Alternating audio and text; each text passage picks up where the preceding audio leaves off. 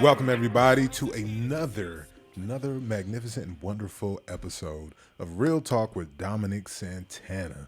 You know I like to keep it real, R-E-E-L and R-E-A-L, and mix them both together. You got Real Talk. So we're going to have some Real Talk today. I got my brother, my homie in the building, the incomparable, the magnificent, the wondrous, the wondrous, the tropical papa himself, Mr. Wavyy Jonez in the building. Man.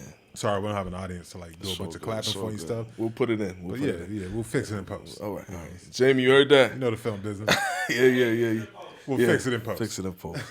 Got you. So, full disclosure for those of you listening at home and those of you watching us, Wavyy and I known each other, and for those of you that used to watch our podcast Cutting Up, you might recognize Wavyy from that as well, but that is not the main thing that Wavyy is known for. Wavyy is known for being two things: an excellent hip-hop artist, yes, and also a profound actor who has one of the most interesting entrances into the business, and one of the most hilarious actors I've ever met, watching him go through the beginning processes of his success. And the man is like he's had a story that many of us dream of, to get in at such a high level and to keep working. Yeah. Like that's not I try to get him all the time because we're friends in real life. So we talk all the time personally. That's why I wanted to have him come on and just give him some of his journey and whatnot. So you get to know more of the man, the myth, the legend, Wavyy Jonez. Because on Cutting Up, he would just add in like little things just or laugh. Or just, everyone called it faces. So you just look at us crazy. Dom called me that. Don't say everybody. Nah, that's you. No. Come people on, man. literally who watched the show would hit me, people I knew and people I didn't know. Hey, man, I love your show. So, yo, the funniest thing, those Wavy's faces. It wasn't just me.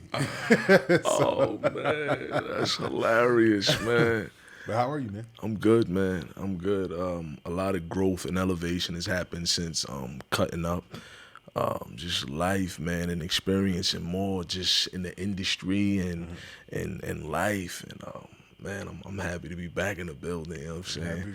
Let's talk about it, man, for real. I want to, before we get into your journey and everything else, because you brought it up, and you're correct. A lot of growth, a lot of elevation, but you're doing some really cool stuff right now. I just want to gloss over that for a moment and just kind of let the people know, because you're doing a lot. You know what I mean? Yeah. Talking to you, looking at your social media.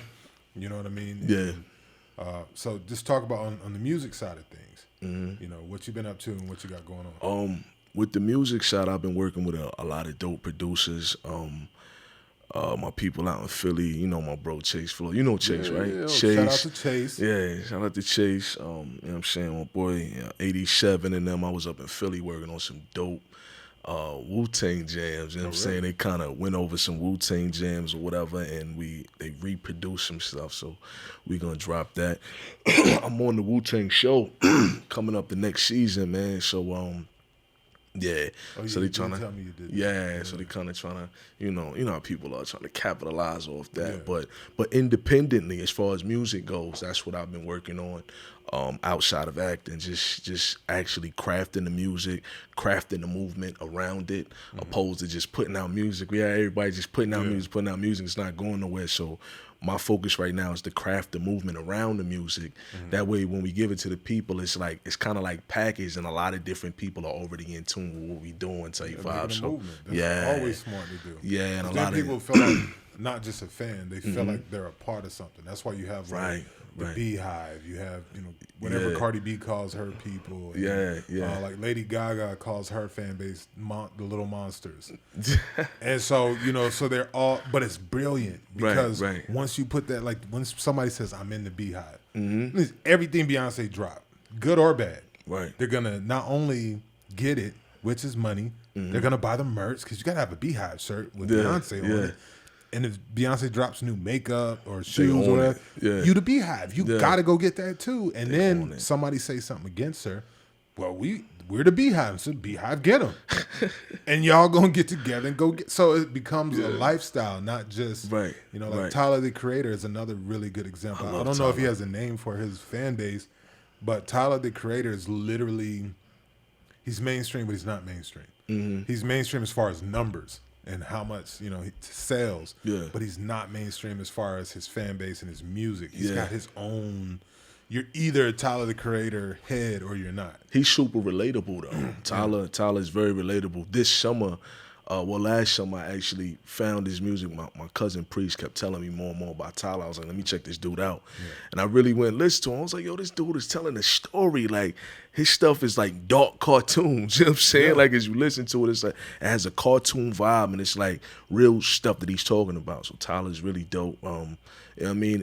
And I think what it was Tyler gave people the opportunity to get to know who he was, opposed to just, like I said, just putting out music. He gave them an opportunity to learn him. And when you learn somebody and you know all their flaws and everything else, you come to accept that person for who they are. Then when the music come out, it's like, yo, I know that story. Just like when we were here, J-Verse, like that God did joint, that Jay just dropped. Yeah. Like, so I had to hit you like, did you hear this? Yeah, shit? bro. Yeah, you know I heard it. The GOAT conversation is a rap. I ain't never heard nobody do a quadruple entendre. Oh, my God. And I thought I was tripping. Yeah. Until I watched somebody, I can't even remember who it was, watched somebody on YouTube, but they were doing a breakdown. They were talking about why this was so next level. And dude brought it up, and he was like, not 2, not 3, but then on the last, he hit him with a quadruple. I said, okay, I heard it. You know how hard it is to do a quadruple entendre? For those of you that don't know what we're talking about, when you do, like, normally a really good rap artist would do a double entendre. And it's basically 2 meanings. So you gotta really pay attention, or it's something you could just flip, in each other's place. But you say one thing that really goes for 2 different meanings. Yeah. And so to do a triple is tough because you're hoping people even get it. You know what I mean? But then to do a quad, like Jay-Z doing a quadruple was like, man, I'm doing this in case there's any further discussion. Yeah. I want y'all to hear what I just did, and then the discussion is over. Because name someone else who can do it. Man, nobody. And off the top of the dome? Off the top, bro. Like, bro. And Guru said he did that joint one take, too. Yeah. He did that joint. I watched Guru's breakdown. Man. Yeah. People was hating on it, you know what I'm saying? I seen Hov get up on the spaces and talk about it, too. Yeah. But it's like, man, like, I was looking at it, how I looked at the verse was kind of like a kid, like, just overwhelmed, like overjoyed, like, yo, you see what we did? Like, you know what I mean? That's how I looked at it. When people was like, oh, if Wayne and Ross had 4 minutes, it's like, no, you got to understand, this is our mogul, this is our GOAT, this dude right here. He paved the way for a lot of us to get into this game. Yeah. So to hear him jump on his record and drop all this game, and then... And you said it right there, too. Yeah. So many people are so busy debating if it's the GOAT verse or not. The most important part of it is what you just said right there. He drops so much game. They don't get it in there. And with Jay, there isn't another Jay-Z. And the reason why I say, and I'm not trying to be like, Jay-Z is one of my favorite artists of all time. He just is. You know what I mean? From the gate. I always loved his swagger because I was the same. When I was a hip-hop artist, I was big on talking my shit. So Jay-Z for me was like, Jay-Z, and then the double entendres and the intelligence. Yeah. But then the street edge, like, that was all, I was like, God, that's my thing. On point. And so, on point. Oh, I got to turn this on silent. But the thing about Jay is why he's such a one-off is in that verse, like what you brought up about the gems. Yeah. But it's so many different things all wrapped up into this one person that we don't know if it'll even ever happen again. Jay-Z, first, one of the things you get in that verse is history. Yeah. Jay-Z's been relevant for 30 years? 30-some years, yeah. So you need another rapper who, first of all, has got to be relevant that long to have all these experiences and the longevity to even be able to say some of the stuff Jay says. So that's one thing, longevity. And because even Jay couldn't have done that verse 20 years ago. Yeah. Because all the other stuff he's done, he couldn't really, he had to go through something. Couldn't run from that space. Yeah, he had to go through something. So the longevity and the time in the business, right, in the game. And then to be as dope of you got to be as dope of a rapper as he is too. Yeah. Right? So now you got to add that skill level. Facts. Right? So time in the game, add skill level on top of that, right? Then the obvious elephant in the room, the first hip hop billionaire. A lot of people say it, but it's a big difference when you're like, oh well, you know, I did a deal that was over $1 billion. But my cut after taxes and everything else come out, it wasn't actually at $1 billion. Some people don't speak about them damn taxes. Exactly. Yeah. So first hip hop billionaire, first rapper who's became a billionaire off rap, which wasn't even supposed to be a possible thing. Yeah. Right? Especially with labels make their deals with artists. How does that even happen? Right. So now you got to be a billionaire. So they got billionaire Hove. So there's already no other rapper who can speak on that. You know what I mean? The first one to touch it. You know what I mean? That's why he said it. I don't know how many billionaires could come from Hove crib. Like, right. Well, that's the next part I was getting to. So then, let's say you do become a billionaire, right? Yeah. But you can't say that line he said, how many billionaires come from Hove crib? Exactly. I count me, Ye, and Ree. Yeah. You know what I mean? Well, LeBron's a rock boy, so 4 technically. You know what I mean? Exactly. Like, and you think about it and you're like, damn, Jay did sign and cultivate Rihanna. He did. Damn, Jay did cultivate, because Dame put Kanye on, but Hove made him hot. And Hove cultivated him. Yeah. And then he became a billionaire. Right. You know what I mean? And if you want to get real technical, it's more than that, because Kim Kardashian is a billionaire now. And she never hit that level till she got with who? Kanye. You feel me? Oh my God. So her value increased and enabled her to reach that pinnacle of also becoming a billionaire. And Kanye became a billionaire. Right. So it's really like like the stepchild billionaire. You know, Kim got some of that benefit. Right. Of course. Hove cultivating Ye to get him to the place that he eventually raised himself to, you know, once he got out there, and then took all his pizzazz and namesake and all that, added it to Kim Kardashian, which shot her value was already high, but it shot it up to another level. Crazy, yeah. And then she became a billionaire. Yeah. Hove didn't even mention that. Yeah. So 5. Right, 5 technically. 5, you know what I mean? Yeah. And then so you can't. So even if you become a billionaire rapper, you still can't even fuck with Jay's line unless you also. I became a billionaire, but I cultivated other people that turned also into billionaires. Right. Came from my umbrella. Yeah. What are the odds of doing that? You know what I mean? Like, I hope one day, you know, I could touch $1 billion. Yeah. But, I mean, let's be realistic. Like, if you said, but, okay, it might be possible for you to reach $1 billion. But how many billionaires do you think you'll help create? That's what it's all about. The honesty would be like, yeah, I don't even have high hopes for that. Yeah. Yeah. You know, in talking about that, it made me think about if you remember that verse he dropped on Drake's joint, and he's like, I done made more millionaires than a lot of that. You know what I mean? And it shows the elevation, the growth from there. Like, you did create millionaires, then you went off to create billionaires. Like, you're a father in this game. You know what I'm saying? And rightfully so, people got to give that man his credit. They got to give him his due respect, man. His flowers for sure. I don't even understand, because I still hear people sometimes hating.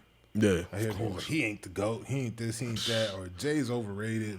I'm like, how can you at this point even if you like, I don't like dude, but I gotta give it to him. You got to. I gotta give it to him. He's done it the best. Whether you want to see he's the best, like let's talk lyrics bar for bar. Like, it ain't like where some people, I can't think of a great example right now, but there are some people, Britney Spears, I know it's way off. Yeah. But Britney Spears was a hugely successful package. Right. You can't go, well, let's take away everything and just have her sing. She's going to kill everybody in the room. Or let's just, no, it was the fake singing with the dancing and the look. And it was all put together, and then you got that big deal. Crafted, yeah. Jay, you could take everything away and go, let's just go to bars. He got him. He's still going to get you. You know, he's still going to be at the top. So many bars. And then you talk about, well, longevity of business, success. What did he do with the business? Think of the businesses he created and how he moved hip-hop. Yeah. Like, Jay literally, if you're not an artist who can say, I can point to you historically and show you how I personally, as an individual, with what I did, moved hip-hop. You won't see nobody. Jay was the first hip hop executive. Now there are people that claimed it and people that did. I'm not saying he's the first one to ever own a label or anything like that. I mean where people started thinking, oh wait, I can be the artist and I could be the dude in the suit and tie sitting at the head of the table making decisions that move a company. Yeah. He was the first one to show cats you can be way more than this. Look at hip hop as a conduit. Yeah. But what you should be doing is, you see, I'm sitting at the head of the board. I'm not only the CEO, bro. I'm the head of the board. I'm not a businessman. I'm a businessman. Like he talked about that, man. Jay, man. Wow. Exactly. But enough about Jay. He already got his money. Because we can go all day. Yeah, Me and Dominic, we do this like for real, son. Like, yeah. But your project, you had a project recently. I feel like a rapper. Yeah. I feel like a rapper. Give us a little bit about that. I feel like a rapper. I feel like I did that project kind of just to. I was actually sitting in at Chase's crib. We was out there in L.A. and he was playing me his old mixtape. And we was playing, and I'm like, man, I feel like putting out my joint. I had this dream to do this mixtape years ago. You know what I'm saying? By the time we was filming Unsolved, and it's funny because Flex told me, he was like, if you have any music, you need to put it out now. And I'm sitting there like, whatever. You know what I mean? But it makes sense. You know what I mean? It makes sense now why he said it. You know what I'm saying? But yeah, we was listening to his mix. I was like, yo, we got to put that joint out. And I heard the DJ he had on there, DJ No Frills. I was like, yo, call your mans up. Let's do this. You know what I'm saying? So we sent them some records. It wasn't one of those mixtapes to where we sat in the studio and crafted every record for that joint. Yeah. So it's kind of like just some over-the-year tracks. You know what I'm saying? Some joints that we put together. But yeah, we put out a mixtape, man. July 17th. I listened to it as soon as you let me know he was dropping it. Yeah. And, I listened to the whole thing. Yeah. From beginning to end. I was in the car and I was on the way to the gym and I was like, I'm gonna keep playing this. Yeah. It worked out to it and I was like, yo, that's what's up. This is a dope. I forget the name of the one though. You remember the one? I was like, yo, this is my joint though. Oh man. Toward the end. Oh, I'll go back and find it. Is it in a box? I can't remember.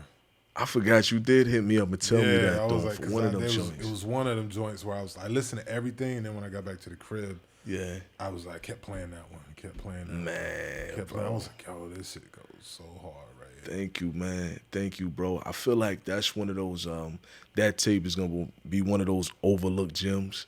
Yeah. You know what I mean? Because it didn't have the proper movement around it. You know what I mean? I tried to at the end, but I'm ended up messing up my leg, man. I flipped off this bike in Brooklyn. I'm riding through Prospect Park, and I flipped over a bike, man. And ever since, things had just kind of fell back. You know what I mean? It was more I wanted to do. I was like, yo, I'm going to go do this. I flipped over the bike. I said, I ain't doing a damn thing. You know what I mean? But I end up doing a lot still. But that's going to be one of those overlooked gems until I get that right thing that people really resonate with. And then, yeah, well, that's the dope thing about people like forget about that. Yeah, you'll do something, you be like, man, this didn't get the eyes that I felt like it should have. Yeah, but it's kind of like a rotisserie chicken. It's still there, you know, and it's just gonna roast. Roast slowly, keep roasting, and then you gonna drop some other stuff as you continue to get bigger and bigger, and it's like boom, exploding everywhere. And then you got some cats, some real heads that they want to dig and find everything. They gonna go back. Early stuff, and you have cats start coming up to you like, yo, that I feel like a rapper though. Yeah, and you're like, I got a whole major album out, dog. Right, I'm on tour, dog. They like, right. Yeah, but that I feel like a rapper.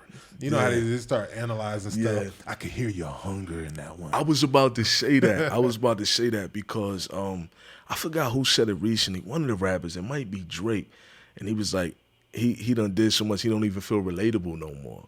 You know what I'm saying? He said that in a rhyme. He was like, you know what I mean, I'm not even relatable no more. And that happens when you get to a certain place. It's like you're so used to this new view of life and new things going on that you don't forget about where you come from, but at the same time, the things you speak about is different. Yeah. You know what I'm saying? So you further and further from that audience that you was building up, that hunger that you was bringing. They was feeling that because they were going through the same things.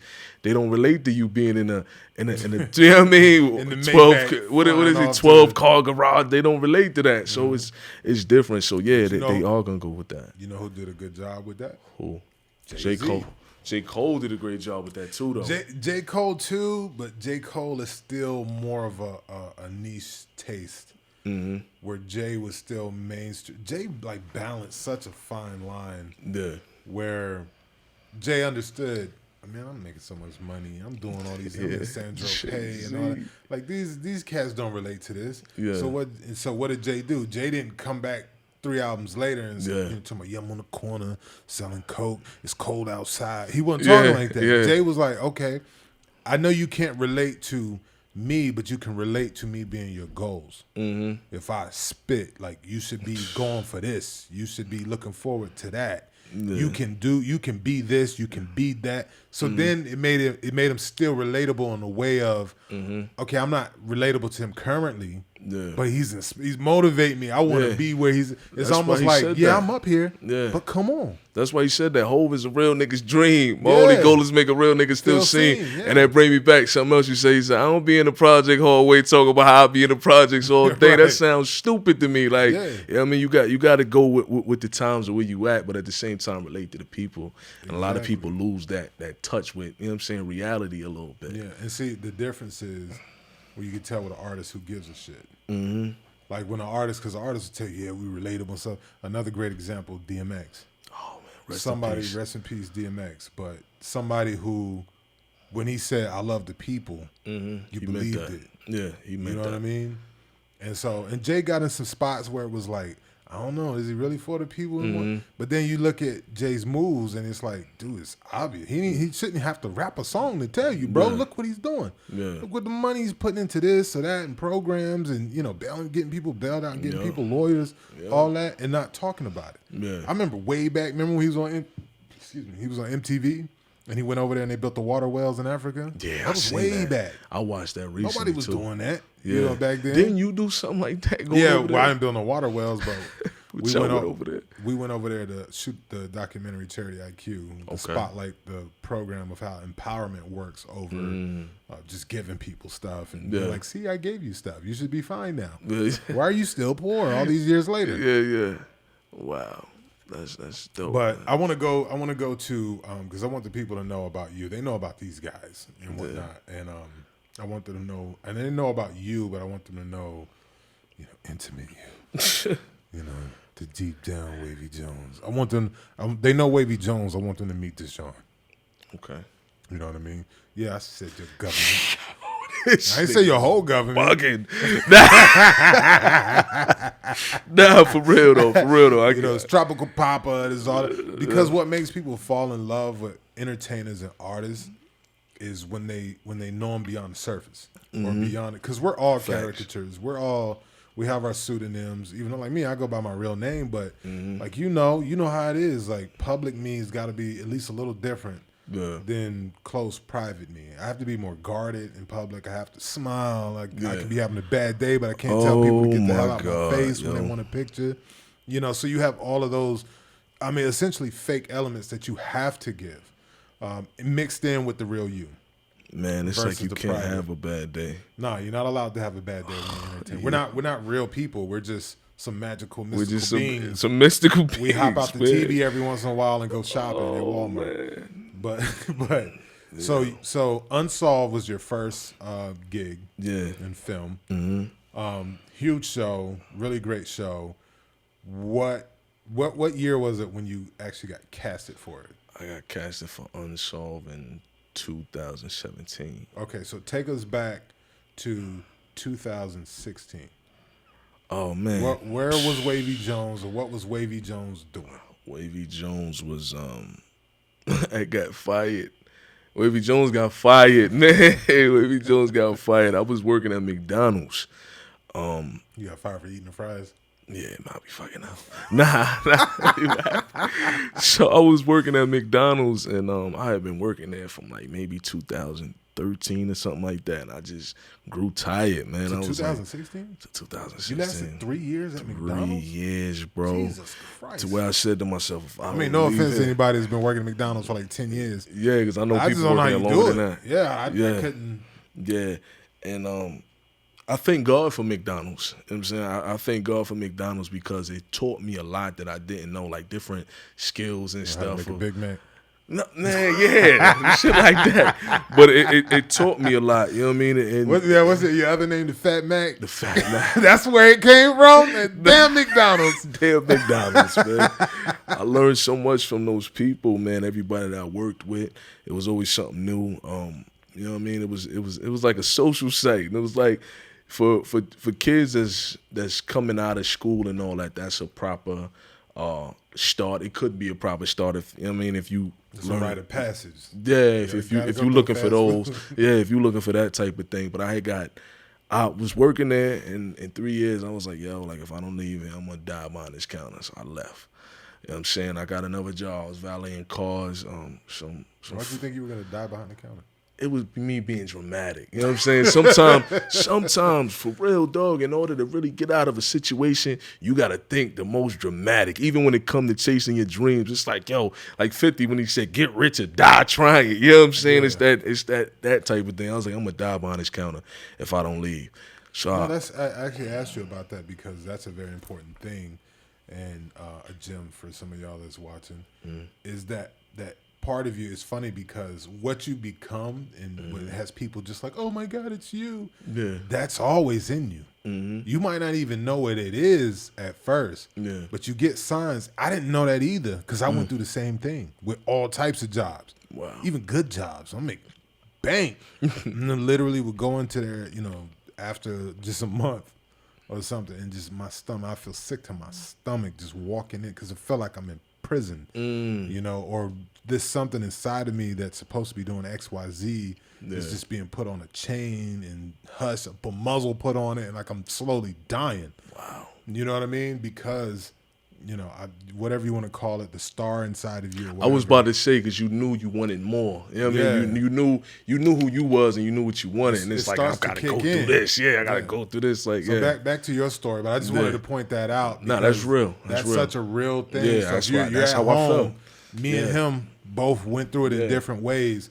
So you feel like it doesn't mean you're a piece of shit or you're lazy. Mm-hmm. It's just you got to recognize and understand it's something in you that's trying to tell you that there's so much more for you. Something trying to tell you this is still your motherfucking set. You know what I mean? Like for real. Regardless what you go through, this is still your set. But yeah, so I'm working at McDonald's, said that. I went Now did you quit or you actually got fired? No, I quit McDonald's. Oh, okay. But I went to the valet. And I didn't know how to drive stick shifts. You did valet work? I did valet work. Yeah. At what's the name of the hospital? It's out in Fayetteville. It's for the veterans. It's a veteran hospital. Okay. On Rayford or whatever. And I was valeting out there, man. One of the nastiest jobs I've ever had in my life, really? Man. Some of those cars were so nasty. Oh my God! I never forget this dude that just shit. Oh, you know what I'm saying? God. Yeah. And you know what I'm saying? Respect to the veterans. We appreciate your work. But dog, this man had just shit and tried to get me to valet the car. As soon as I went near the car, I said, I'm not valeting that damn car. You know what I mean? It was one of those things. He knew what he did, man. But he didn't care. He drove it right up to the thing. There was a couple cars that had roaches in it. You know what I mean? It was one of those jobs, man. When you went home, you had to basically take your clothes off. What a burn of shit. It was one of those, and you wouldn't expect it. But yeah, so I was working there. I couldn't drive stick shift vehicles. So to make a long story short, yeah, the dude fired me.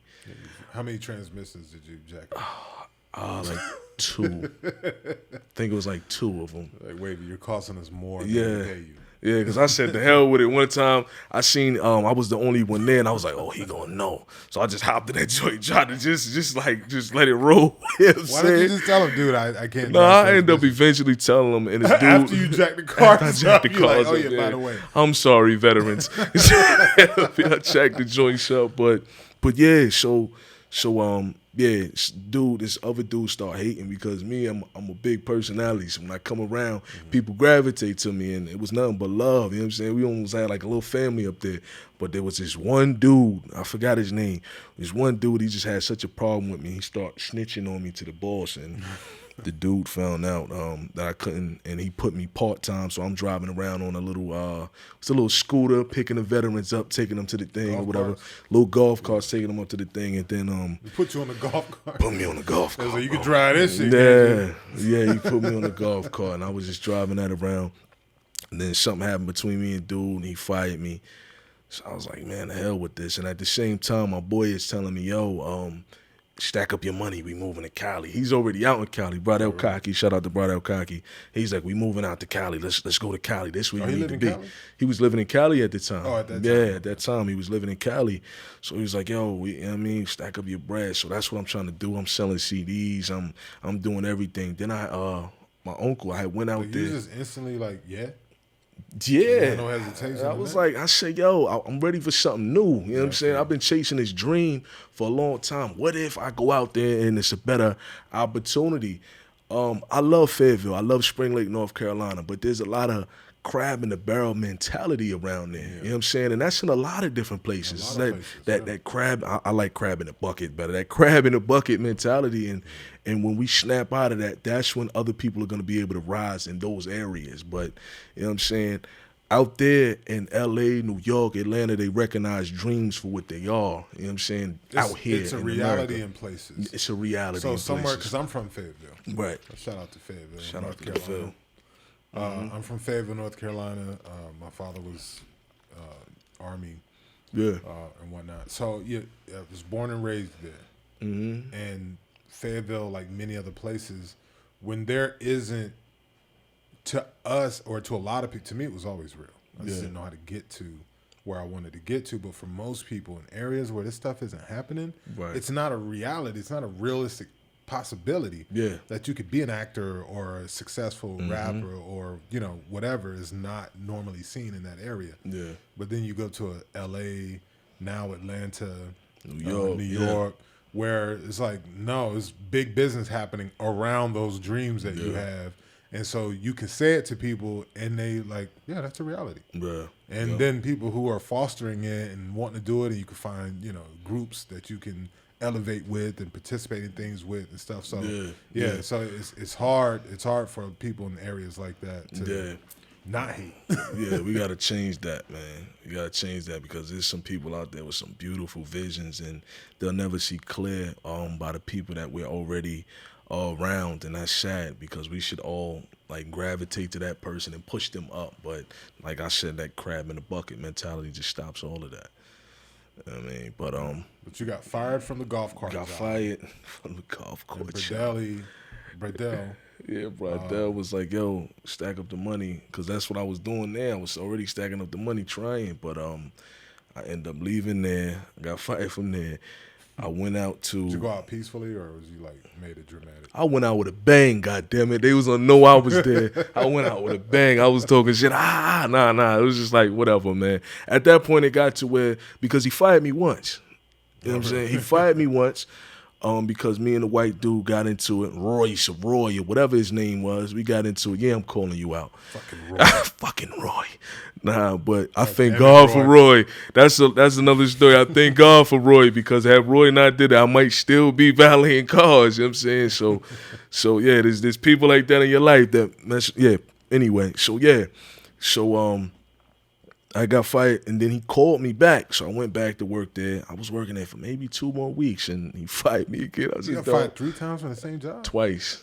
I got fired twice so that from was there. The second time. Yeah, I got fired twice from there. And then I went to New York to do a video shoot with the big homie El Grammy, and I met up with my uncle. He was like, yo, Neff, you need to come out here and sell water with us. You know what I'm saying? This is easy money. Originally from New York. Yeah. So I went out there, though, in the Bronx, and I met up with my uncle. And so after the video shoot, I think maybe a week later, I went back out there, and I was selling water with him for like 3 months. You know what I'm saying? Out in front of Yankee Stadium, some of the craziest. That was a live experience, you know what I'm saying? I remember you telling me that. I remember the first time you told me, and I was like, what, you were selling water? Yeah. Just like out of the damn cooler? Like, I was selling water out the cooler, bro. Out the cooler. My uncle used to hit the tourists. The tourists would come on the bus, and he'd be like, $5 for the water. And if it's a water like that, $5, and they would come off the bus and buy it. Well, I mean, you're about to go in the Yankee Stadium. No, they get right back on the bus. They step out for a minute. They go walk around Yankee Stadium just being tourists. They were showing them. Yeah, showing them Yankee Stadium. Smart. And they get right back on the bus, and they go wherever they going, man. But I built out there with so many different brothers, man. Rest in peace. A couple of them are not here. Rest in peace to Hammer. A couple of them not here no more, but man, just the grind, it reminded me, because I'm from Long Island, so when it came to that city life, them dudes are different, they built different. Yeah. You know what I'm saying? And they out there busting their ass every day, and if you not in line, they in line, so it's like, you know what I mean? That hustle, man, inspired me, man. Shout out to all of them. That hustle inspired me, but eventually, my uncle started hating on me, because one of the days when he didn't go out there to work, I went out there. So I'm out there working. He was like, Neff, yeah, man, I'm not doing it today. I was like, shit, I gotta make this money. So I'm out here. Yeah. So I'm out there, and the next thing I know, I look down the street, and he's pulling his cooler up. What's up, man? Like, shit. So I'm out there getting him or whatever. And then he was like, how was the water business? Like, were you making like real money or just like okay? It was money? decent. You can come out of there making about 200, 300 a day. You know what I'm saying? If you really grinding, because we selling the water, then we go right to the dollar store, wherever, across the street, get more water and come back. You know what I mean? How many hours you got to be out there selling water to hit that? Man, we get out there maybe 9 in the morning and leave out of there. It just depends, because if Yankee was having if they was having a game, we would be out there, and that was nighttime. So we there when they come, you know what I'm saying? Then when they come out, it may be night, we there still. So it's like from like 9 in the a.m. to maybe just water, maybe like 9 snacks and no snacks. Try to scale up. None of that. Just water. Right. Just water, man. Water's good for the body. You know what I'm saying? That's what Uncle used to say. They were like, water's good for the body, guys. From the dollar store. Yeah, from the dollar store. From the dollar water. store. We was hitting them. You know what I'm saying? So we out there selling water all them hours and all that. And then he came, he was hating. He was like, yo, Neff, I'll pack it up. You good for the day. What? What kind of shit is this? Like he managed the block. Yeah, it was like, yo. You can clock out. I said, yo, Uncle, I'm not going nowhere. I was like, I'm out here. Now, was it his water? No, it was my water, my cooler. You know what I'm saying? I bought the cooler, I bought the water. You gonna tell me to pack? I'm not packing nothing up. I'm out here. So then eventually I went, this was like down like on this different platform. So I went on the platform, and I'm hearing this dude screaming, talking to the bus driver. That's my nephew. I tell him to come out here, and he won't let me get no money, blah, blah, blah. So I'm out of here. So I gave my cooler to the competition. Hopped on the bus, went back to Fayetteville. So wait, there were other water guys? There's mad water people out there. So it's a lot of dudes selling water. That's a lot like a of big cats. thing? A lot of cats. All the way up that block is different people selling water. Yeah. That shit is a culture, dog.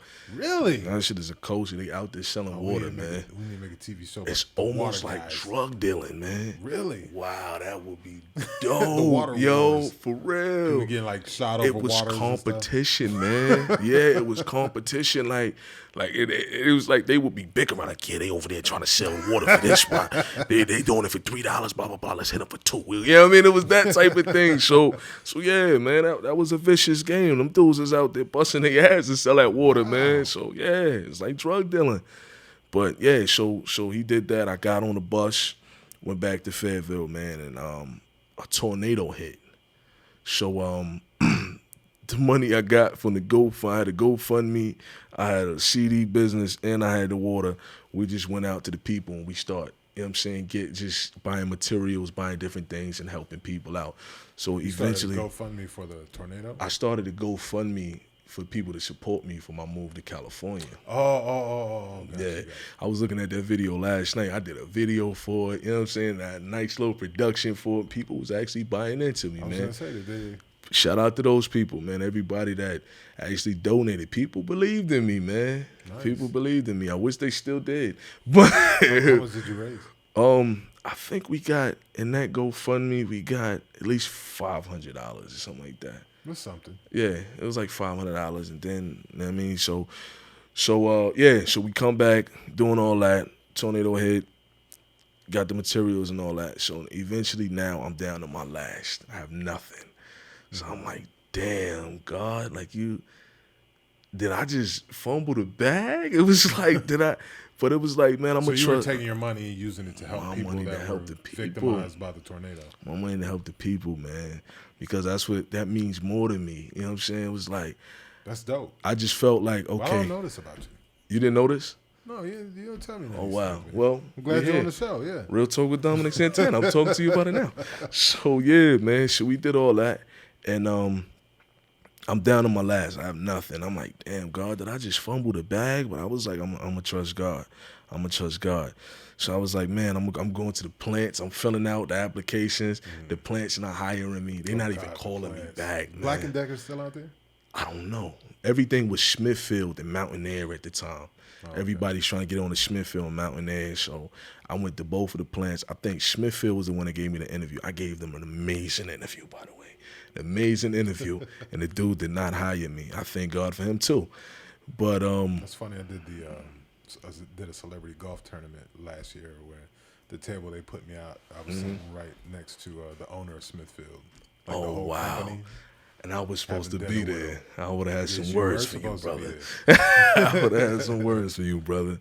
But yeah, so then that, you know what I mean, they weren't not hiring me. So I'm down to my last. My phone is about to go off.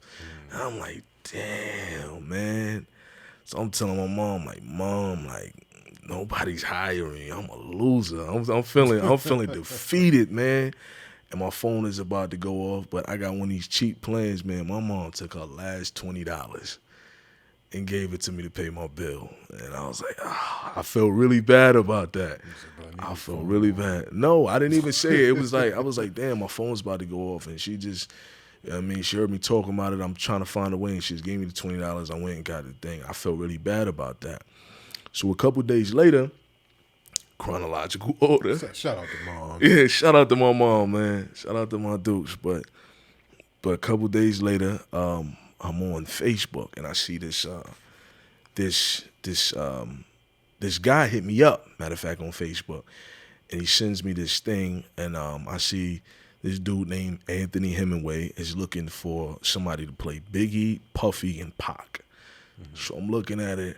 I'm like, that's one of them scams. The dude was like, he heard me rapping about it because that's what I did. I forgot that.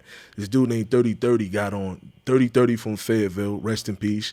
He's one of the dopest rappers out at the end of Ville. You know what I'm saying? And he got on and he did something over Lauryn Hill's beat. The Fuji beat, Ready or Not, Here I Come.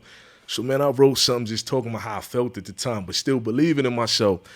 So I put that out and start doing some numbers. You know what I'm saying? People are clicking on it's doing numbers. So I'm like, yo, that's what's up. But I'm still broke. That ain't doing that for me. Right. You know what I'm saying? So dude hit me. I was like, yo, he seen the joint. He was like, you remind me of Biggie. I was like, get the fuck out of here. I don't mind, goddamn Biggie. You know what I'm saying? I purposely try to stay away from that. You know what I'm saying? Because, you know what I mean? I'm from New York, a big black dude from New York that just happened to have almost a similar voice pattern to him. Yeah. So yeah, damn, I lost my train of thought. The 3030. So 3030 did the rap. I got on there and I did one too. Shout out to him. You know what I mean? They started getting some numbers to it. Dude hit me up, said that. Then he shot me Anthony Hemingway's post and he was looking for Biggie, Tupac, and Puffy. So I was like, at first I'm like, that's a scam, because I think there's a you thing. Don't trust nothing. I don't trust nothing. I'm a skeptic. So super skeptic. Yeah. So what you call it? So yeah, Anthony was looking for those what you call it, and I kept going to my people. I'm like, yo, this dude sent me this. This dude sent me that, telling me I should audition for Big. And everybody was like, nigga, what you got to lose? You ain't got that. You know what I'm saying?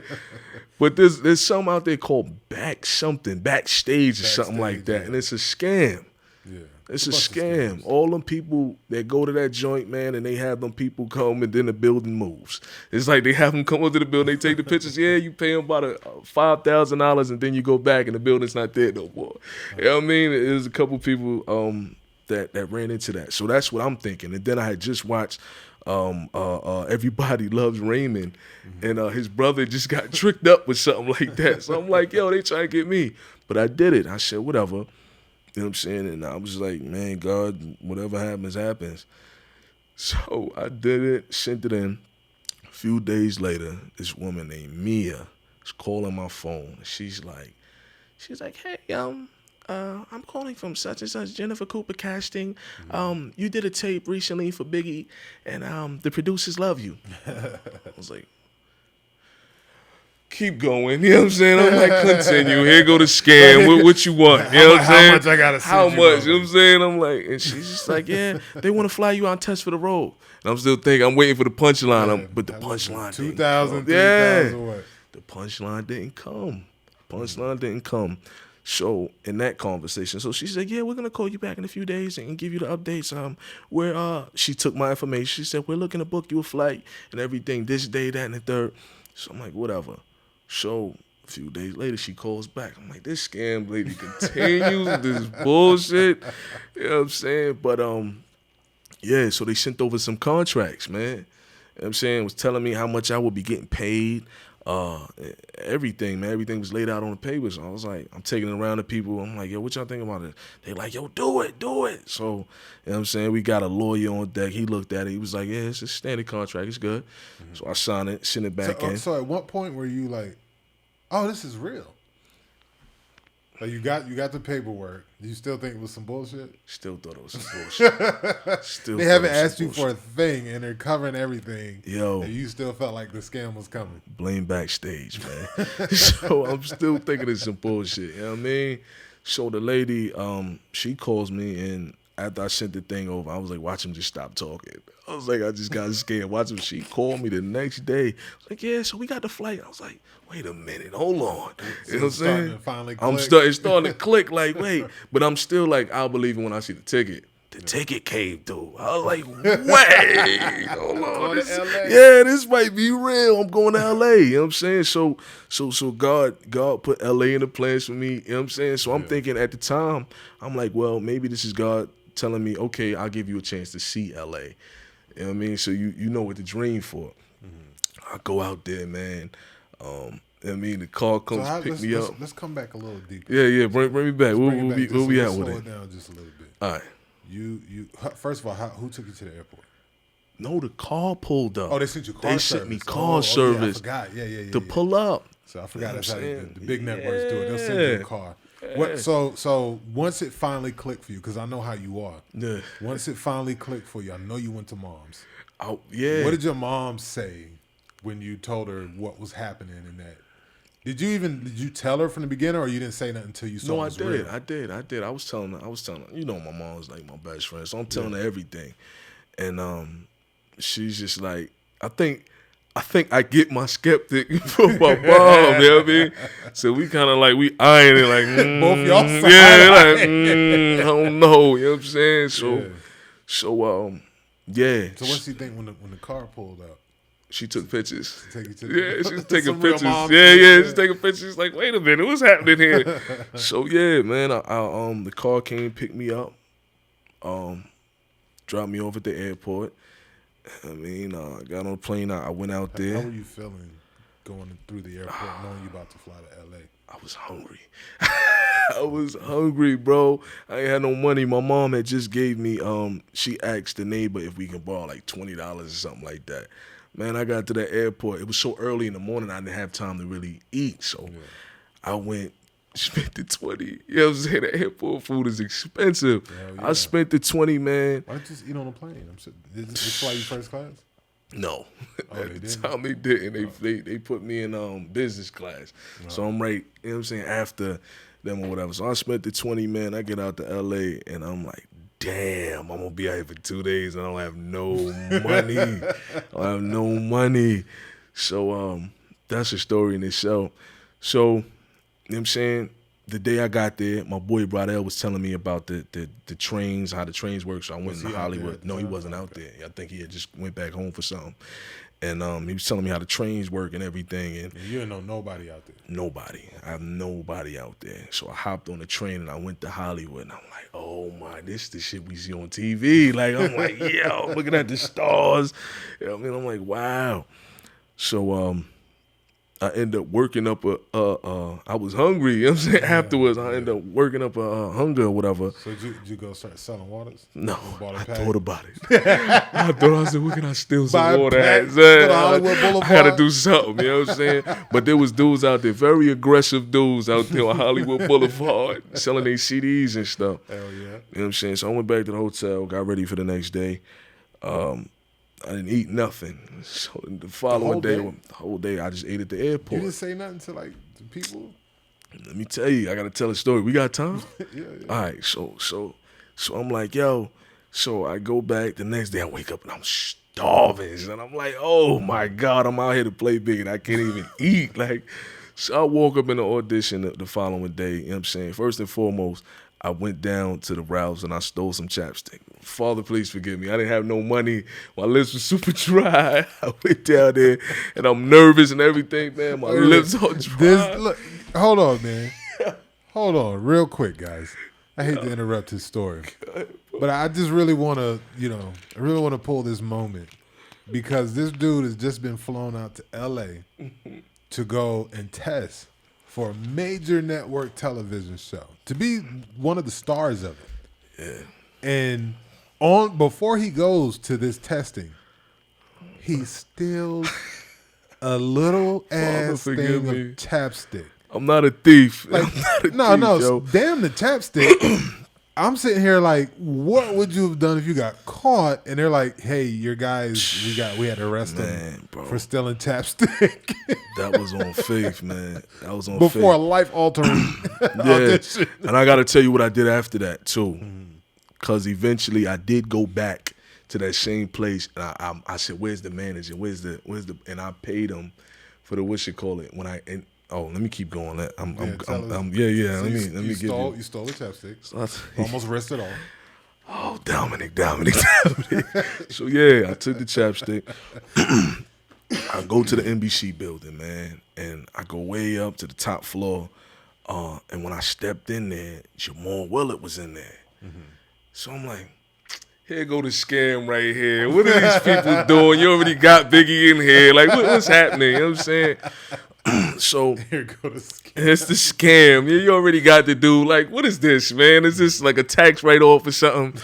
You know what I mean? So I was like, yo, Gravy. I was like, yo, what's up, man? Blah, blah, blah. You know what I mean? He was like, mm-mm. I was like, he said, He's like, mm-mm. That's what he thinks. Not right now. I said, damn. So I looked at you like one of my heroes, you man. You recognized him from the Yeah, of course, man. Of course. I had followed his movement up until that point, man. And yeah, so he's sitting across from me. He's like, yeah, crazy. Did you get mad? I was mad as hell. I'm like, but that's one of them things when people say you can't meet your heroes. You know what I'm saying? They'll let you down. At that point, I'm like, yo, you played one of my favorite rappers. Like, I got a respect for you. You know what I'm saying? So he said that. It's crazy because now you got a resume and like you're doing like way bigger shows and movies constantly now. Yeah, I'm working. I mean, no man. shade. No shade to grade. Reality. Man. So yeah, so I sit down, man, and I'm just in my head. I don't have no papers, no sides, so I'm just remembering what I was saying. I'm remembering what I'm saying. I go into the room. It's my turn. You know what I'm saying? I think he went in before me. I forgot. So I went in. Shout out to Twin. Twin was out there too. Shout out to Twin. Yeah, shout out to Big Twin. So I walk in the room and I see Anthony Hemingway, the dude from The Post. You know what I'm saying? So I recognize him like that's the dude from The Post. I think it's Kyle Long, Felicia Joseph. At the time was Felicia Davis, and I think Jennifer Cooper Caston was in there. Shout out to Jennifer Cooper. Yeah, shout out to Jennifer. I love her. Yeah, they're good people. Man, they cast me in nothing else, but oh man. They said no, it ain't like a shade thing. Like, remember we went into the for the 18. What was it? Hawaii 5-0 reboot for Magnum PI. Magnum PI, yeah. Magnum PI. I walk in, Jennifer Cooper casting, and see this dude. Yeah. Sitting over there, we reading for the same. Yo, role. That was weird. I'm like, that's my brother. I'm going against my brother. It's like this don't feel right. You know what I'm saying? I was like, I looked over, I saw Wavyy. I was like, oh, I know I'm getting this now. You should have hit me with the. If I'd have known, I definitely would have hit you with that. Should have hit me with that. But yeah, man. So I go in, I see them or whatever, and Brooklyn is in there. Brooklyn McLean, he's in there. So were you Anthony nervous said, when you saw Twin? When I seen Twin come into the hotel, I said that nigga look just like B.I. That's why I said, were you nervous when you saw him? Yeah, man. Like not even nothing against Jamal, but I remember when they showed me the pilot to get me on the show, I was like, yo. Yeah. Yeah. And then when he talked, I was like, Yeah. oh shit, Yeah. where they find this dude? I think I remember seeing him and his cousin Imani came in the building. He was like, "What's up, yo?" And when he said it, I was like, "Oh, like, why am I here? Yeah. I'm like, what is am I this, stunt man?" double? So then I get in the room and see Gravy. I'm like, they playing games with me, man. What is happening, man? So I walk in the room. Yeah. Anthony, he introduced himself. I introduced myself to them or whatever. And then he tells me I'm reading with Brooklyn. So me and Brooklyn, we start reading or whatever. And we going through it. Now, and who's Brooklyn? Brooklyn McLean, he's actually another actor. Okay. You know what I'm saying? But he came in that day as the reader. You know what I'm saying? So he was doing the reading with us and all of that. And yeah, so me and him doing the acting and all of that. And I guess I was moving too much or something like that when I was talking. But I had studied Biggie and I kept seeing him move. You know what I'm saying? He kept, like, as he talking, he would just be like, yeah, and he'd be moving. So I'm moving. So Anthony was like, can you do that a little bit still? I said, yo, big one still. I said it just like that. I remember to this day. I don't know who this man is. You know what I'm saying? Yeah. But that's how organic it was. I was like, yo, Big wasn't a still dude. You know what I'm saying? So I gave him one of the takes. You don't understand the juxtaposition? I don't. You're right. I don't get it. Move a lot. Yeah. But on camera and like, stuff. Yeah. we've got to capture this on camera. Yeah. I mean, I didn't know, man. I'm new. You asking me to perform and be this person. I'm giving you this person. That's how I looked at it. So yeah, we read, and I'm like, yeah, that ain't feel good. After I left out of it, he's like, because Anthony looked at me, he's like, yeah, thank you, blah blah blah. Walk out. I was like, nah. Sit his ass back on coach. Yeah. I'm like, yo, I feel like I just blew it. I'm like, I just blew that. Like, I came all the way out here, but I'm so hungry, man. As I'm in this damn thing, I'm so hungry that I couldn't even focus. It was that bad. You still having 8, man. So I'm in that stuff. You want to tempt it? I'm not playing with you. You're like, one bite won't kill me, man. No, man. I'm not eating no damn chapstick. So I'm thinking the hotel was gonna have some food. They ain't even had no food, man. No snacks for y'all there? Nah, none of that. None of that. So yeah, so I walk out, man. I get on that elevator, and I'm damn near moping back to the hotel. I'm like, damn. Oh, real quick. Ain't it shitty, like, because you talking about they had no snacks for y'all there? No snacks, nothing, right? It's like they won't give you shit. Nah. But then when you get hired, it's like they won't stop giving you shit. The world opens to you. Yeah, it's like the secret key. The world opens to you. You could be like, I'm having a taste for Chex Mix. 2 in the morning, and somebody's gonna go get that shit. I love it, man. But before then, it's like, can I get a water? Yeah. You want water? No, who are you? No. Let's send you back on coach. Yeah. So I'm walking back to the hotel. I'm damn near moping, man. I'm talking to the guy, because he seen me check in, and he had been talking to me. I forgot what he was. I think he was the manager of the hotel or something like that. I'm talking to him. I get back, and I'm like, man, I think I just blew that, man. But I'm grateful that I came out here. You staying at the Sheraton or the Hilton? The Sheraton. Staying right Shout out to the Sheraton. Yeah. Shout out to the Sheraton, man. That was my joint. I had a real good stay at the Sheraton. It's dope, yo.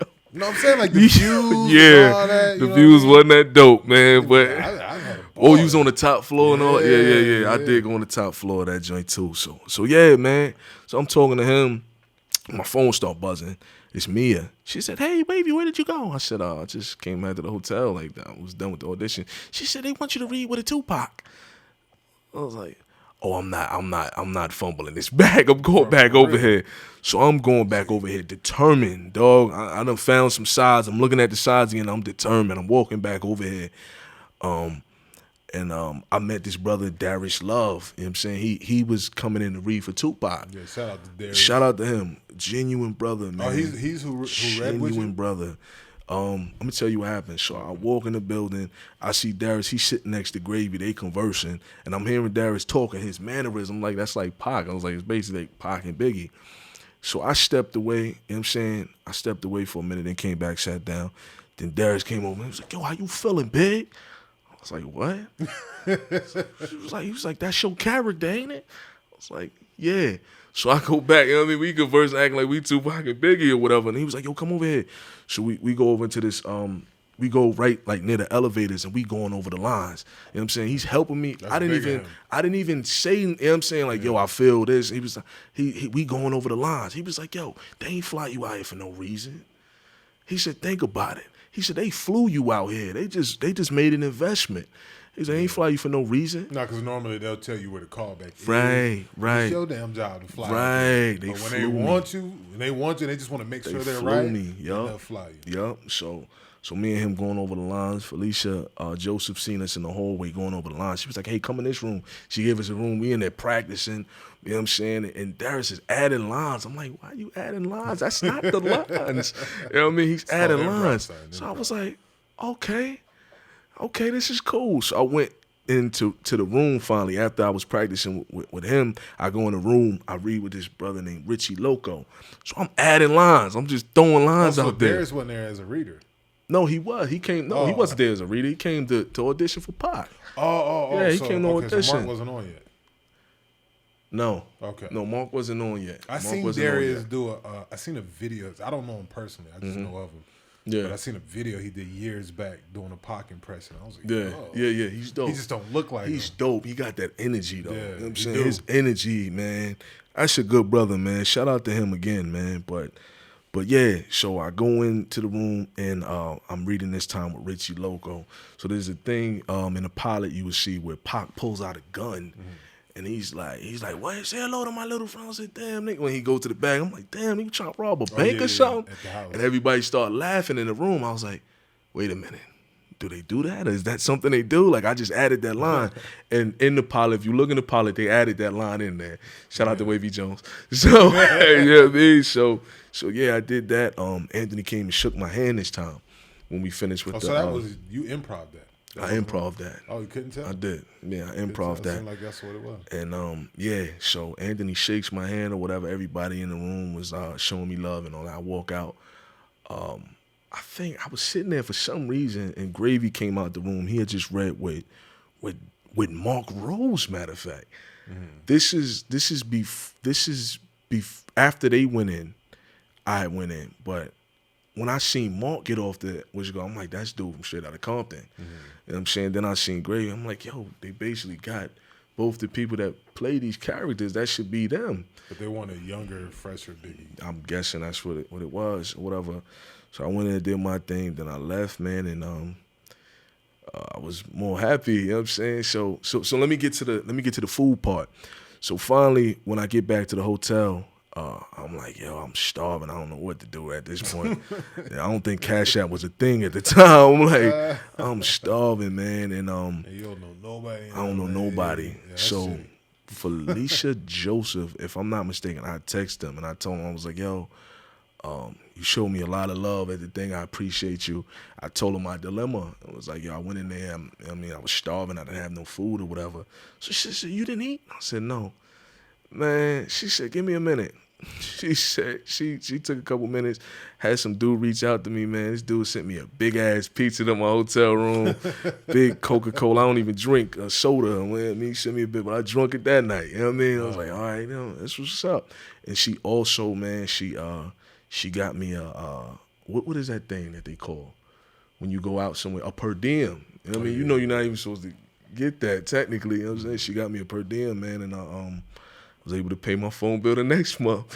So I went back home and shout out to Felicia. Shout out to Felicia. That's my big sis for life, man. I love her. But I went back home and I want to say 2 days later they called me and told me I got the role. So what was that 2 days like? That 2 days was because I've been there on like one of my biggest roles, but for me it was 2 weeks. Which one was that? The Suge. Okay. Yeah. Okay. Yeah. So that 2 days, man, was the longest 2 days of my life. You know what I'm saying? Did they tell you like we're gonna call you in about 2 days? What happened was I think it was 2 days since I flew back, and then the day after I flew back, that's when they called. They were supposed to call back at the end of the week. They ended up calling me in 2 days. Oh, okay. You know what I'm saying? So I'm waiting or whatever, and I'm just like, I'm grateful, dog, because I'm one of them type people. I go somewhere, I'm just grateful for the experience. I know it's there. Now I'm hungry. Right. You know what I'm saying? That gave me it's that different hunger. when you touch it. Yeah. You know what I mean? I tell people that too. Like, okay, you feel like you want to move to LA and get it popping. Yeah. I can't afford to move there right now. All right, save up money. Mm-hmm. Save up $1,000 or $1,500. Yeah. Or if you want to have a good experience, save up like $3,000. Yeah. And then get you a fucking flight and head out there, spend a week out there. Yeah, just touch it. Because then it's like, I know you what I'm can't looking get it out to. your head after that point. You know what I mean? And you know, once you get there, it's like there's a part of your brain that opens up and says, so now I know I can get there. Yeah, I've I touched know it's it. possible. I've been there now. You know what I mean? Yeah. So, but they call you after the 2 days. Call me back after the 2 days. What are you feeling when they call you? Well, first of all, when the phone rang, did you know it was them? No, the number was different. It was another. I think it was Anthony's phone. They called me. I don't know whose phone it was. Don't get me lying. Are you still waiting for the scam? Or at this point, I'm kind of like, okay, I just went out there and did it. You know what I'm saying? It got to be something official. You know what I'm saying? So, did you really think you had a chance, though? When I seen Gravy and I seen Twin, if I'm being completely honest, I would have rather them do it. That's the weird. Why would I say that? You know what I'm saying? I'm guessing this is just who I am. That is weird. But I'm saying to myself, I would rather them do it. Like Twin had the look and Gravy played. Twin had the look and the voice. You know what I'm saying? Gravy played Biggie. So I'm like, so you just felt like they had more to offer. I felt like they had more to offer. I'm like, I'm younger. I look young. My voice is not exactly like his. You know what I'm saying? Yeah. I'm thinking of those things at the time. So I'm not. That's why really, you're in there. I'm talking about when you got off the plane back in Fayetteville. Yeah. And you finally getting to calm down from it all. Yeah. Were you like, I'm on a high now. Were you waiting like, I can't wait to get that call? Or were you like, well, that was fun. I know I'm not getting that shit, but that was fun. I didn't tell myself I wasn't gonna get it. I didn't say that. I wouldn't speak that. I would just say like it would be dope if they get the role, and I would be happy for them. I would watch the show. It's Tupac and Biggie. I'm gonna watch the show. Yeah. So so they call me, and I'm not thinking nothing of it. And he's like, hey, wait, I got that. I actually have the recording. Brandon sent me the recording of he filmed it when they called me that day. Yeah. So I have it. I'm gonna release that joint down the line somewhere. But he's called. I was like, yeah, I'm good, man. Blah blah blah. He's like, yeah, this Anthony from Unsolved. Blah blah blah. I don't think it was called Unsolved at the time. I think it was Who Shot You or something like that. Really? Who Shot Your Casting or something. You know what I'm saying? And he said, we're calling from this team, blah, blah. I was like, yeah, I'm good, man. He was like, how was the flight? I was like, it was good, man. Everything was good. And then he was like, yeah. So we're calling to tell you that you got the role. I said, what? I was sitting back there on my mom's bed. And I stood up on mom's bed. I said, what? At that point, though, did you realize how big of a role it was? No. Okay. No. So were you thinking like, oh, I'm probably going to be in like an episode? And I was thinking what you thought. What? I thought it was gonna be a documentary. Oh, like a documentary. Yeah, so I'm thinking I'm not. Told you a docuseries. Yeah, I don't know what that is. So you're thinking like it's some cool shit, but it ain't cool, nothing but it's major. nothing crazy. You know what I'm saying?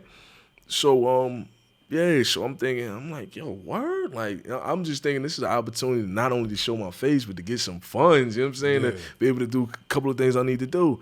So yeah, he called me and said, yeah, you got the role, and I hopped on the bed. And I was like, yo. I was trying to play it cool a little bit, but I know it kind of came off like, yo, like I'm losing my mind. And my mom, she tried to play it super cool. She's calling my brother. She's like, hey, Mel. He's like, yeah. She's like, he got it, Mel. He got the role. He got the role. And man, that was a dope moment to see my mom like that. Always so good. Yeah, man. Especially the first time. Right. So to see moms like that, man. And then and I flew out and we did the pilot. I think a month later. So you had to walk a month knowing this. Yeah. That's the tough part. Yeah. A month knowing. Because I'm sure they were like, you can't talk about this. Yeah, it's an NDA on it and all that, so I can't really speak on it. Because I know I was losing my damn mind when I did, when I got booked for All Eyes on Me. That's crazy. And I knew I was going to co-star as Suge. Yeah. And I could not make the announcement or say shit about it. So I was walking like, you don't even know what I'm about to do. For like a month. Oh my And then God. all the way up, and I'm seeing the rest of people's announcements coming up. Mm-hmm. And then it was so bad, like, because it was Gravy, actually. What? Jamal was... What he do? Jamal, damn you, Gravy. What Gravy do now? Jamal was the one. So they were holding all that shit close to the chest about who was Pac and who was big. The Afeni and all that stuff. Mm-hmm. So they booked Jamal to be Biggie, right? Reprise his role. Mm-hmm. So he get out there the first day on set and he like puts up an Instagram post, me and Pac first day of set. It hadn't been announced yet. Oh wow. So once that happened, it was a wrap. Was like, he supposed to do the that? media and all the blogs and all that went crazy, snatching, because they knew the movie was coming. Yeah. But everyone wanted to know who's playing, because he was the most heavily guarded one. Because they didn't want to deal with people's opinions and all that other stuff. Yeah. On who was playing. Gravy was the okay. But then Gravy shows up to set. Yeah. He put it out. I think that was the very first picture from set was Gravy. Hey man, that's what's up. That's power though. I mean, that showed that he got some type of power. It was cool, and but then they got comfortable with like let you know who's a Feeny, who's this and that. So that started rolling out. Nobody's mentioning Suge, and I'm like, what the hell? Like, what's the hold up? Yeah. And I can't even tell like my people because you know how excited people get, and then that's hard to hold. You know what I mean? And so it's like I can't tell them because I know somebody's gonna slip up, or somebody's gonna tell someone else who tells someone else who puts out, maybe not even somebody directly, but 3-4 people down the line that they tell somebody's gonna put out there Dominic Santana and shit. Yeah. And then they were looking at me crazy. Yeah.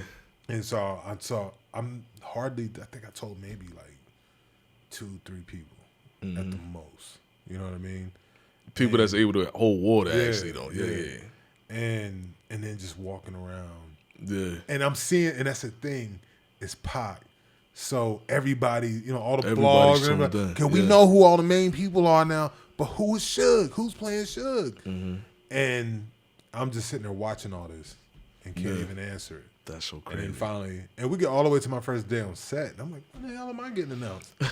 And we get the first day on set, and the same thing. They pretty much announced LT. He put it out. And put it out. Wow. And then everybody's like, oh, okay, now that's who Suge. What was that like to be able to finally tell everybody like, yo, I'm the Suge.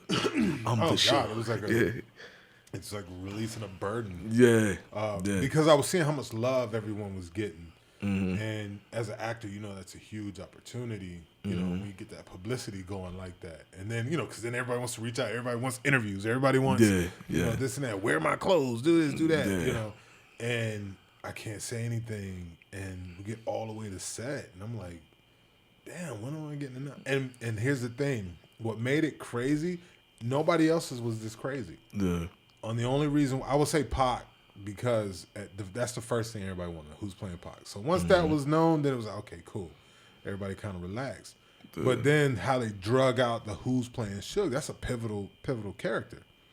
And so then after Jamal dropped that picture, so you knew who was Biggie, you knew who was Pac, you knew who was Afeni next, you knew who everybody else was next. Yeah. But so then there was no one else for people to wonder who's who but one person.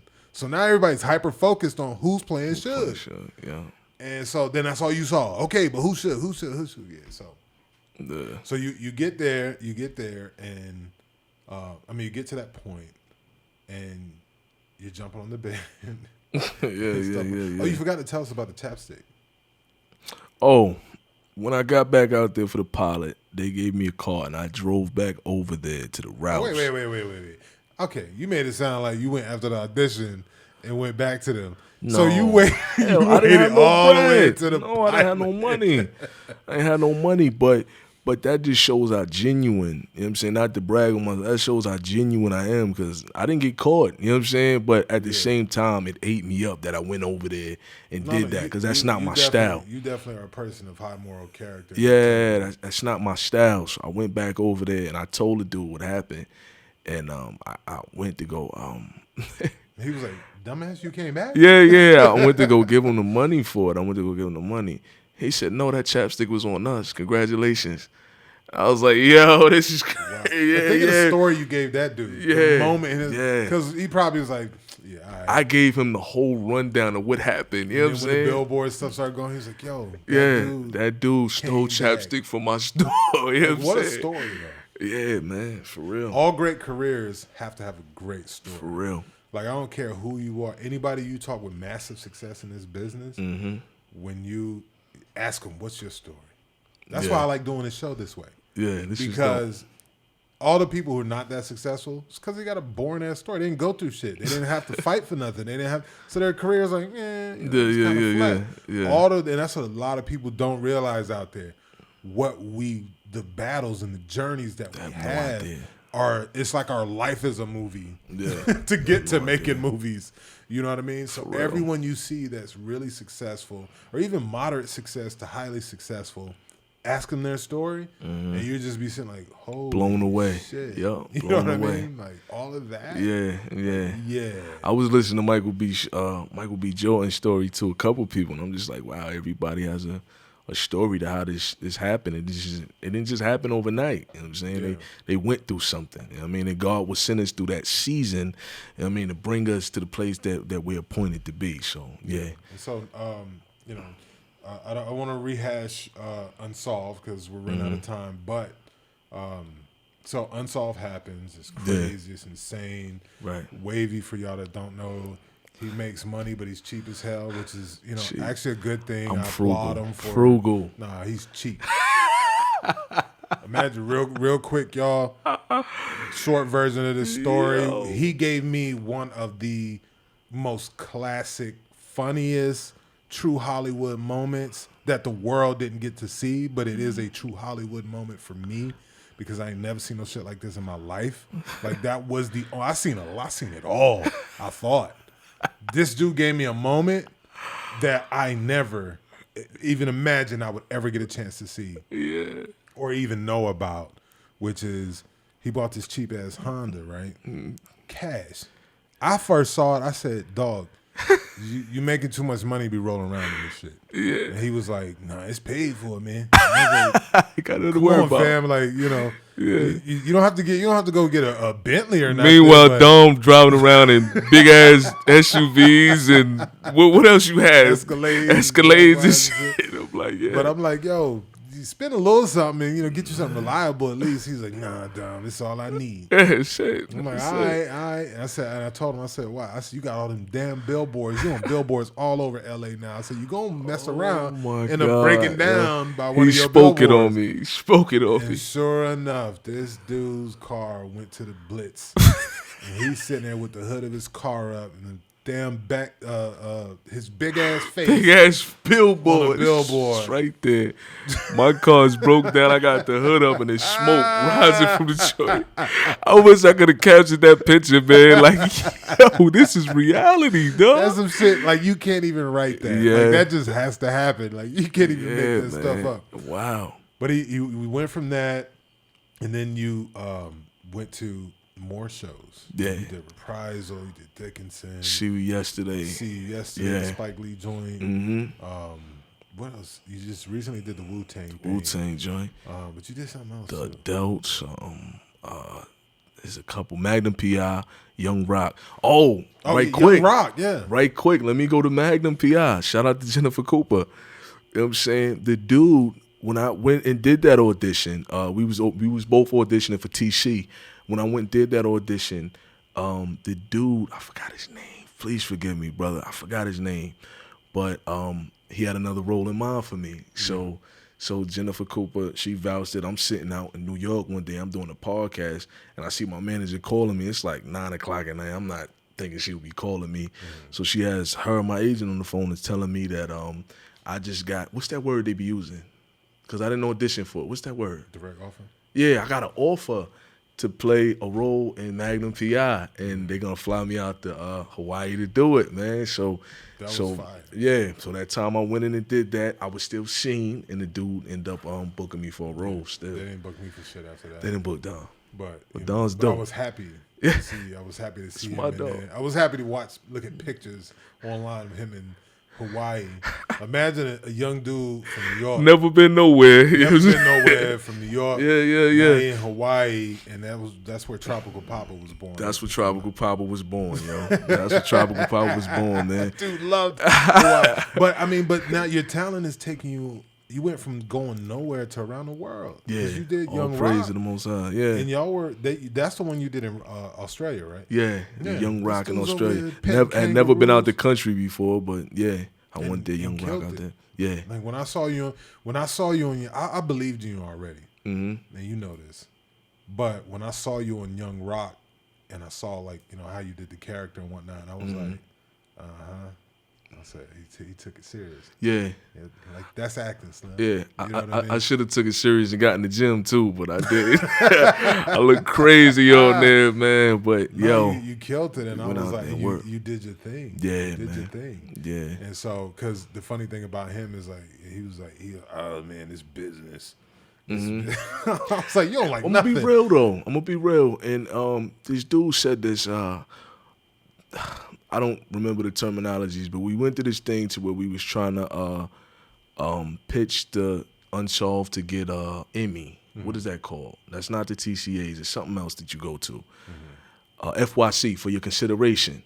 So we went there and we talking in front of the crowd. Now at this time, they already told me I'm not eligible to receive an Emmy because I wasn't in the show enough or something like that. Mm-hmm. So I'm sitting on this panel with Mark, the producers, and the other actors or whatever, and I'm sitting here and I'm not able. So I'm just kind of like, I was pissed off. I'll be sitting here and lie to you if I'll be like, yeah, I was just happy. I was pissed off. I'm like, damn, like, I don't even know what an Emmy is, but the fact that y'all could get it and I can't, that's a problem to me. That doesn't make sense. I wasn't in it. It was a percentage thing. I wasn't in the show enough, you know what I'm saying, in order to get an Emmy. Some weird shit. I don't know what that is. The show has to submit you for, that's why it's for your consideration. So they got to pick who they want to submit, and then they got to back them and go hard with it too. But I mean, they might even tell you the truth. I don't know. I never won an Emmy, so I don't know. But that they said I wasn't in it enough. There's people who won Emmys with way less screen time. You were in every episode. But I mean, what do I know? A lot. Somebody got some explaining to do. You know what I mean? So I'm sitting on this panel or whatever. I can't get in, whatever. So why am I telling you the story? I forgot why. We were talking about how you were like, this acting business, stuff like that. Yeah. So I'm like jaded. So there was a dude in the audience that told some of the females, and they came to me as a group of females, black women, beautiful black women, came up to me, walked up to me. I was like, hey, Wavyy, that dude said, because he asked me a question in the middle of the crowd or whatever, and I answered it. And he told the women, yeah, he won't go past Biggie. And he was like, he won't go past that. Yeah, he won't go past that. So when they told me, I'm still straight, I'm fresh out the neighborhood. Who's the dude? Point him out. You know what I'm saying? Who's the dude? I'm going to show you how great I am. Shout out to Ali. I'm going to show you how great I am. So, yeah, man. So when everything else started taking off or whatever, I was still in that kind of like, this is a fluke. Like maybe he was right. You know what I'm saying? Maybe he was right. Yeah, so I got in my head at that time. So those times I was coming to you and like, yo, yeah, this business, blah, blah, blah. I still had that in my head. Mm-hmm. You know what I mean? So when I started going past that, when I got one up, I was like, wait a minute. Then I got another, I was like, wait a minute, I'm doing something here. Because you're not even just doing, and that's what I've been proud of you about. You're not even just doing, it's not like, because a lot of times Hollywood will see you as one character. Yeah. And then they're not having you play that same character, but it's pretty much the same character, just a different name. Yeah. Like, come be that in this movie. Come be that in this movie. Yeah. But you're like doing all types of different stuff. Right. You're on Dickinson, skipping, I had to differentiate myself, man, from that because believe it, and you probably believe it, but my whole life I've been getting that Biggie comparison my whole life growing up. So when those different roles, there's still some roles I won't take. I'm not auditioning for. As a man, I stand on it. I'm not auditioning for certain roles. I choose that. That's my choice. You have the right to. You know what I'm saying? I have that choice, and I've still been pushed like, you shouldn't know. I'm not doing that. Yeah. You know what I'm saying? So, yeah, so when these different roles are coming in and stuff like that, I'm looking through the stuff, and I'm like, okay, maybe I can bring this character to life. So Dickinson, I had a lot of fun with. I mean, shout out to those brothers that I worked with, man, because they made the environment even better, and the whole cast and crew did as well. And being on that, I was like, yo, I got to be out my body. I got to be somebody different. So when she said skip, you know I was against that. Yeah, I said, I'm not skipping. Oh, it was a great thing I was like, I'm not skipping. I'll skip my big ass, but I need to skip too, man. I just skip, bro. So, you know what I mean? These different characters, I'm able to bring some dope stuff to life, man. And like I always say, acting is like bringing you back to childhood. You know what I mean? You get almost like cops and robbers. You get to play characters and stuff like that. So and I've been proud of you, and I saw the Thank you, shift. brother. Well, I saw over time. I can see the shift. I kind of just side-eyeing like, Yeah. your ass falling in love with Yeah, this shit growth now, and ain't you? elevation, man. You fall in love with it. Yeah. And then I was like, I don't know if you remember the conversations a while back now. And I said, now you're an actor. Yeah. You know what I mean? Yeah, Like, you're really in it now. Right, and right. It's showing in your It's work. funny, that reminds me of when Will was like, Uncle Phil wasn't Phil. He was like, that's acting. When he finally did that, what's it called? Dog came, he was like, now you an actor, nigga. Like, yeah, so, yeah, man. So, but I'm proud of you, man. Thank you, brother. Much continued success. Shame, man, shame. Y'all will see us doing some things together and whatnot. For sure. And we're going to wrap this up so we can get out here and go eat. Yeah. And make sure to let the people know where they can follow you at. You can follow me on Instagram, IAMWAVYYJONEZ. Instagram, Twitter. Get on my TikTok. Follow me on TikTok. I need some followers on TikTok. We got to blow that out the water, guys. And Facebook, Wavyy Jonez, man, and everything else. And where can they find your music? You can find my music. You can go on all the DSPs, the Spotify's, the Tidal, all of that, Wavyy Jonez. And all praise to the Most High, I can say. You can Google it. So it's up there, man. And yeah. Yeah, so that is make sure you check out all his projects. Check you want me to see out. me and him both working together in the same project, you can watch us on Unsolved. It's on Netflix now.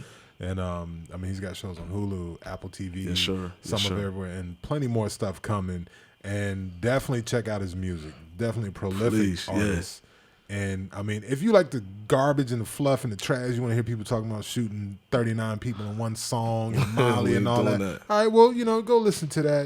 Do your thing. But if you want some dope hip hop that's still real life, real talk, intelligence involved, not boring, not whack, give his music a try. I think you would be pleasantly surprised. This is what hip hop's been needing. This is the evolution. When you hear his music, just take it from me. This is the evolution of hip hop, where at least where it needs to be evolving, and not the current direction it's evolving. But you still got some heroes in the game, and Wavyy is one of them. So make sure you go to Apple, Spotify, wherever you need to go, and run them numbers up. Start listening to his music, and if you like it, share it with your friends. Yes, sure. You know what I mean? Let's spread the word and get a movement going. A nice real talk, you heard? Yeah, you join. I don't know. You gotta have your own beehive. You gonna call them the waves or? I don't know. I'm still working on it. The I'm droplets. still working on it. Yeah. Wavy's droplets. Stupid. But always a pleasure, my man. And I thank you guys if you're listening to us at home or on podcasts, or if you're watching us on YouTube or wherever else we are available. We thank you, humbly thank you. So please share these podcasts, these shows, and let your friends, family, children, everybody know. Play this in church. You know what I mean? Yeah. We could play it anywhere. You know what I mean? So it's motivational. Exactly. It's motivational, inspirational. Yeah. All right. Love you guys. Until next time. Zombieland, your presence required in Zombieland. So welcome to Zombieland. These zombies is always a part of their grave. Walking around, fronting and stunting redundant, but looking real lame. Nobody believing you, people deceiving you, leading you on with this nonsense. Hate me to dime off your dreaming, you already dead and it's only your conscience.